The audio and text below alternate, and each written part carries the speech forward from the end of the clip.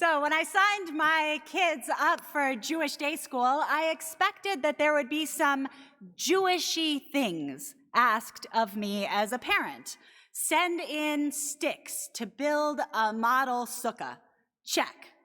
Make sure that the kids wear all white for the Tashlich walk. Check. Send funds for the class tzedakah project. Check.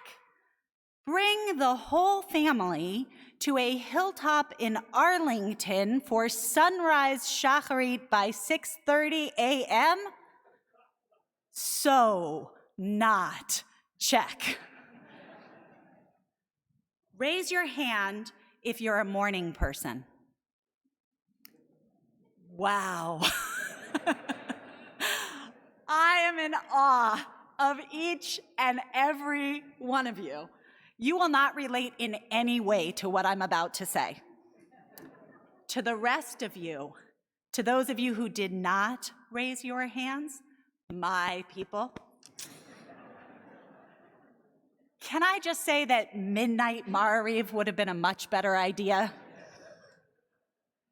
I have a dear friend, Rabbi Jonathan Infeld, who in feminist solidarity when we were in college took issue with the Jewish idea of time-bound mitzvot excluding women. Gender, he said, should not be the axis on which someone was exempt from certain time-bound mitzvot, he argued, but rather whether your biological clock was set to lark or owl. He would often proclaim that there should be another category of Jewish law, sleep-bound mitzvot. I was thinking of Jonathan at last year's sunrise shacharit fiasco, the scene at my house at 5 a.m. Me and my kids, who, God help them, have clearly inherited my predispositions, stumbling groggily around trying to find our coats and shoes and hats. We pile into the car, and then I look back only to realize they don't have their school bags. Yes, I say, school starts in 3 hours. I know. Yes, I say, it is pitch black. And yes, we are going. I tried to rouse my sons by mustering my chirpiest morning voice while declaring, "This is so exciting. It's so special. We're gonna get to talk to God at the break of dawn." To which one answered, "At this hour, does God really want to talk to us?" Yep, that's my kid. This past week, as we swallowed the news that indeed annual sunrise shacharit meant that it was happening again this year, I was determined to set a better example. We set an early bedtime, we laid out everything that we would need in the morning, the night before, and I have to hand it to you morning people. You've got a really good thing going. The hour before sunrise was expansive, the singing inspiring, the rush of watching the first rays of light as the sun emerged above the horizon was truly deserving of the word awesome. My sons and I even looked at each other and said, we should really do this again next year. Which led me to wonder, how much can we change? And how much do each of us come with our own factory settings that can only be adjusted within a certain narrow range? That is the deep question of this moment in the Jewish calendar, as we stand just weeks past the prayers and promises that we made during the high holidays to make better efforts to live in better ways. It also happens to be the deep question of the book of Noah that we read just this morning. At first glance, when you look at Noah, the answer would seem to be devastatingly depressing. God looks at the pre-flood world, sees it filled with Hamas, with violence and destruction, with unkindness and brutality, and says, nope, there's no prophet sent to invite the people to change their ways. There's no burning bush, just a harsh decree of the flood, which only Noah and his family are going to survive. If you read the Peshat, the simple meaning of the Torah text itself, God's voice on whether most of flawed humanity can fundamentally change is a clear no. Luckily, as Jews, we never read just the simple meaning of the text. We have companion stories and comments that invite us to look again. According to Rashi, a commentator on the Torah, the building of the ark was actually excruciatingly slow. He says that it took 120 years. Why? Because every day, Noah's simple act of construction was an invitation to start a conversation. Hey, Noah, why are you building an ark? Well, a flood is coming to all of those who have not mended their ways. Wait, what? A flood. But if you change what you are doing, if you treat each other with justice and righteousness, maybe this story doesn't have to be written in this way. Rashi concludes, Ulai Yoshuvu. Perhaps they would repent, putting the possibility of change firmly in their and our hands. Looking at the news of our world on any given day, it's easy to feel like the generation of Noah and just walk right on by. It's too hard to change even ourselves. This week, as we marked the 4th anniversary of the Tree of Life murders, while facing a fire hose of resurgent anti-Semitism and recurrent instances of man's inhumanity to man across the globe, all the more so. But buried in this Rashi is a clue that we can change ourselves and our world. And Rashi offers a roadmap as to how. First, ourselves. In order to change ourselves, and in order to have changed themselves, the generation of the flood would have had to stop long enough by the ark to ask the question, to sit with the answer, and then join Noah's tedious task of day after day after day, hammering away, building a new habit, and with it, the possibility of a new world. As author John Maxwell is quoted as saying, if your habits don't line up with your dreams, then you either need to change your habits or change your dream. How do we build the new habits to support our good intentions?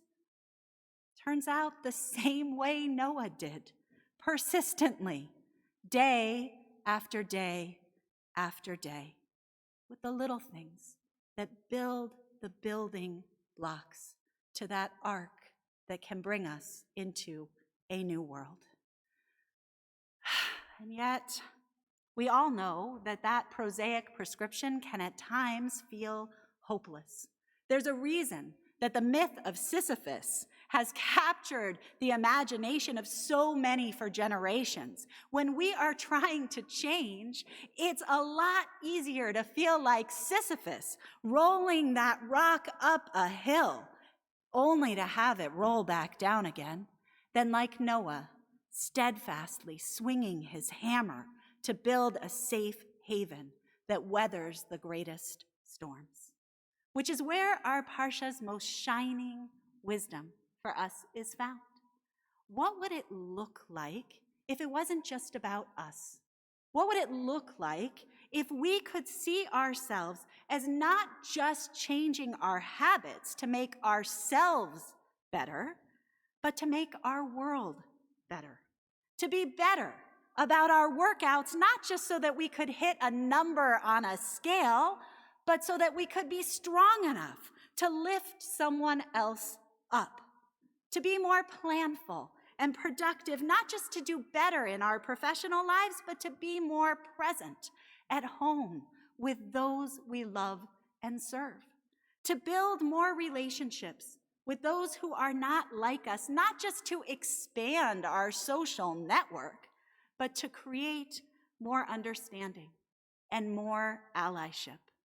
The Torah teaches that reorienting in this way gives us the rocket fuel that we need for true transformation. And secondly, there is a powerful teaching that emerges from a troubling detail of Noah's story. After the flood, his first act is not glorious and redemptive. His first act is to plant a vineyard and get so drunk that he winds up cursing his own children, at which point the text jumps forward with no further detail about his life to report that he lives a bunch of years and then unceremoniously dies. To which you can say, boy, what happened? And I want to look at that through the frame of a mistake I think we often make when we think about our own future change. We often look towards life and we think about how it will be when we change, and we think it's a simple matter of crafting, like a bucket list. We have in our heads the happiness that we will feel when someday, at some point, things are good enough that we'll head to the Galapagos, hang glide, or swim with the sharks. Or even some of our more noble visions of professional accomplishment and powerful social impact, we put that out there. If we imagine Noah looking at his bucket list oriented towards a dream of the world after the flood, though, we realize that we are often disappointed by bucket list thinking. Noah didn't accomplish what he or what any of us would have hoped to have accomplished, changing others. Or did he? What if he looked at his life through another lens? A lens most recently articulated by author Simon Sinek called the reverse bucket list. A bucket list, Sinek says, reminds us of all the things we are missing. A reverse bucket list asks us to consider what we already have, what we are building upon. It is so much better, he says, to go through the list of things that I have done and the things I never thought that I would be able to do, that I was able to do. So let me ask you a question. What if Noah pulled out his reverse bucket list and saw what the very next chapter after his death in the Torah highlights? The children and the blessings that he had planted, figuratively and literally, to create a new world. What if he looked there and saw that?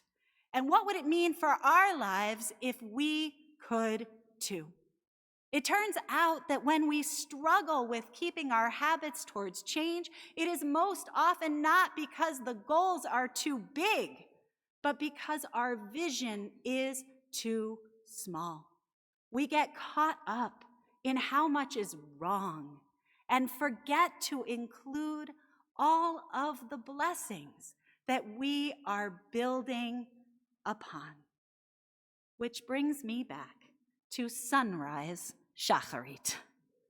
For my family and for me, While our factory settings may mean that 6:30 a.m. in Arlington will remain strictly a once-a-year occurrence. Nevertheless, the experience reminded us that in our broken world, we have outsized blessings to be grateful for, which means that there is so much more that we could lend our heart and our hands to do. As Zoe so beautifully spoke about this morning, we each have the capacity to create a counter world, a world where we take our blessings and use them to make more blessings into our world. But to focus that energy needs time that is often missing in the chaotic and crammed after-school hours. And so we agreed to a morning moment before school or shul once a week. Maybe not early enough to see the sunrise, but early enough to reconnect with the most important item on our reverse bucket list, each other. What is on your reverse bucket list? And what will you do in this season to make focusing your gratitude for it into a habit that strengthens you to change yourself so that you can bring renewed energy to change our world? Shabbat Shalom.